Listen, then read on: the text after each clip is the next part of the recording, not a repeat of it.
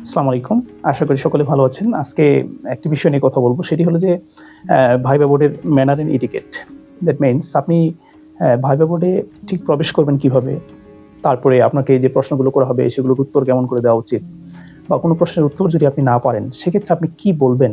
সরাসরি না বলবেন বা সেটাকে কি আরো কিছু লেন্দি করার চেষ্টা করবেন কিনা?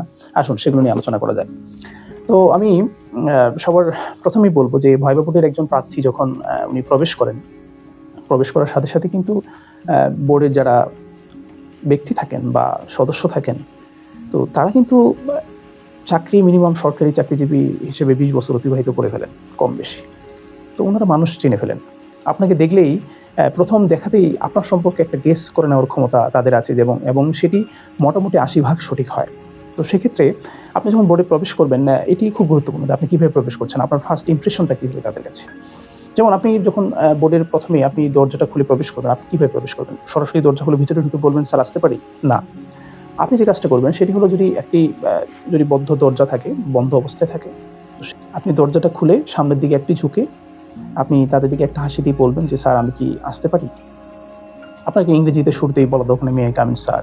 এসবের কোনো প্রয়োজন নেই। আপনি নরমালি বাংলায় সুন্দরভাবে বলবেন, "স্যার আমি কি আসতে পারি?" ওনারা যখন আপনাকে আসতে বলবেন, আপনি আসবেন। আসার পরে আপনি কখনোই সরাসরি চেয়ারে বসবেন না। ওনারা যতক্ষণ পর্যন্ত অনুমতি না দেন, ততক্ষণ পর্যন্ত চেষ্টা করেন দাঁড়িয়ে থাকার। দেখবেন যে যদি বেশ ৫-১০ সেকেন্ড হয়ে যাচ্ছে, দেন আপনি অনুমতি নিতে পারেন। আপনি অনুমতি নিবেন, বলবেন যে, "স্যার আমি কি বসবো?" আপনি বসবেন। বসার অনুমতি দিলে আপনি বসবেন। এরপরে যে কাজটি করতে হবে সেটি হলো যে অনেক সময় টেবিলের নিচের দিকে দরজাটা ভেতরের দিকে ঢোকানো থাকে। আপনি যে কাজটা করবেন, এমনভাবে সেই চেয়ারটা টানবেন না যেটা অনেক শব্দ করতেছে বা একটা খুব বাজে একটা সাউন্ড হলো, awkward একটা সিচুয়েশন তৈরি হয়ে গেল ভাইবা বোর্ডে। না, এটি করবেন না। আপনি একটু উপরের দিকে তুলে আপনার যে ফাইলটা রেখে একটু উপরের দিকে তুলে সেটাকে নিয়ে আপনি খুব কমফোর্টেবলি বসবেন এবং বসার ক্ষেত্রে আমি যেটা বলব যে হাত কখনো টেবিলের উপরে থাকবে না। হাত আপনি টেবিলের উপর রাখার চেষ্টা করবেন না। আপনি সুন্দর করে সামনের দিকে আপনার আপনি সোজা হয়ে বসবেন। আপনার পায়ের উপরে আপনার হাতগুলো থাকবে এবং আপনি সবার ১ম এই তো সালাম দিয়ে তো প্রবেশ করবেনই। যিনি আপনার বোর্ডের সভাপতি থাকবে, আপনি তার দিকে তাকাবেন এবং তার সাথে মোটামুটি বলা যায় যে ১ম কমিউনিকেশনটা তার সাথে আপনার হবে এবং সবসময় একটা জিনিস গুরুত্বপূর্ণ হিসেবে এটি মাথায় গেঁথে রাখবেন যে আই কনট্যাক্ট এখানে খুব ইম্পর্টেন্ট। আপনাকে যে কথাগুলো বলা হবে বা যে প্রশ্নগুলো করা হবে, আপনি যিনি বোর্ডের সদস্য আছেন তার দিকে তাকিয়ে আপনি কথা বলার চেষ্টা করবেন। অন্য কারো দিকে তাকাবেন না সহজে এবং তাকালেও সেটি খুব ধীর স্থিরভাবে যখন উত্তর দিচ্ছেন তাদের দিকে একটু তাকাচ্ছেন। জাস্ট ক্যাজুয়ালি বা নরমালি আপনি তাদের সাথে কথা বলার চেষ্টা করবেন। আচ্ছা। আরেকটি গুরুত্বপূর্ণ বিষয় যে ধরুন এমন অনেক প্রশ্ন থাকে। ভাইবা বোর্ডে কোন প্রশ্ন করবে, কিভাবে কি করবে এটা আমরা কেউই জানি না। তো যদি এমন একটি প্রশ্ন করে বসে যে প্রশ্নের উত্তর আপনি জানেন না, সেক্ষেত্রে আপনি কি করবেন এবং কিভাবে কথা বলবেন? প্রথমত দেখুন যে এমন কতগুলো প্রশ্ন থাকে যে প্রশ্নগুলো আমাদের অবশ্যই জানা উচিত। এটিতে শুধু যদি আপনি না বলেন যে, "সরি স্যার আমি উত্তরটি জানি না।" কথা বললে কিন্তু অফেন্সিভ লাগবে। যেমন আমি একজন এগ্রিকালচার ব্যাকগ্রাউন্ডের স্টুডেন্ট। আমাকে যদি বলে, "বলুন তো যে ইউরিয়াতে প্রধানত কোন নিউট্রিয়েন্টটি থাকে গাছের জন্য?" আমি যদি এটি না পারি, এটি কিন্তু অফেন্সিভ। এটি অবশ্যই ঠিক না। তো আমাকে এভাবে এই প্রশ্নের উত্তর দেওয়া উচিত যে, "স্যার দুঃখিত স্যার, এটি আমার অবশ্যই জানা উচিত স্যার। আমি এটি এখান থেকে গিয়ে জেনে নিব স্যার। আমি এক্সট্রিমলি সরি স্যার।"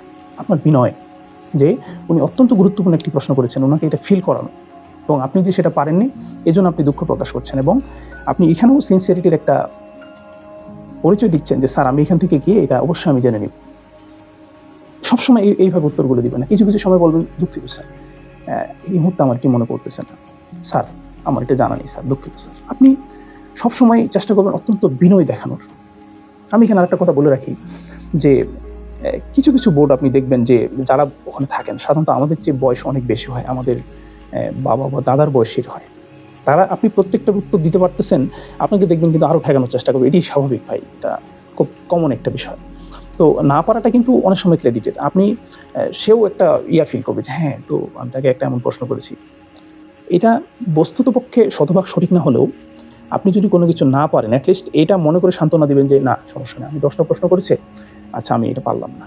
এখন কিছু, কিছু মানুষ প্রশ্ন করেন, "আচ্ছা ভাই, ভাইবা বোর্ডে যদি আমি একটা প্রশ্নের উত্তর না বলি সেক্ষেত্রে কি করব?"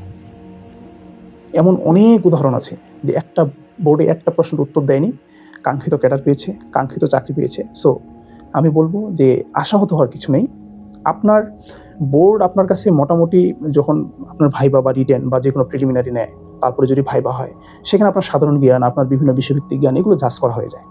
বোর্ড এখানে আপনার কাছে জানতে চাইবে না সত্যিকার অর্থেই যে আপনি কতটা সাধারণ জ্ঞান জানেন, কতটা আপনার সাবজেক্টিভ গভীরতা আছে, এগুলো কিছু না। অ্যাজ এ হিউম্যান বিং আপনি কেমন, একজন মানুষ হিসেবে আপনি কেমন, আপনার ভিতরে এই হৃদ্যতা কেমন, আপনি কীরকম মনের মানুষ, হ্যাঁ, বা আপনার কোমলতা হৃদ্যতাটা ঠিক কী লেভেলের, আপনি সৎ কিনা, অনেস্ট কিনা, এমন অনেকগুলো প্রশ্ন থাকে যে এই প্রশ্নগুলো দিয়ে মানুষকে জানা যায় যে এই মানুষটার ব্যক্তিত্ব কেমন। আপনার ব্যক্তিত্বকে জাজ করা হয়। সো আপনার পোশাক পরিহিত, আপনার কথাবার্তা, আপনার সব কিছুতেই যেন আপনার ব্যক্তিত্ব, সুন্দর ব্যক্তিত্ব প্রকাশ পায়, আপনি সেই জিনিসটাই চেষ্টা করেন। সবাইকে সবার জন্য শুভকামনা থাকবে। আসসালামু আলাইকুম।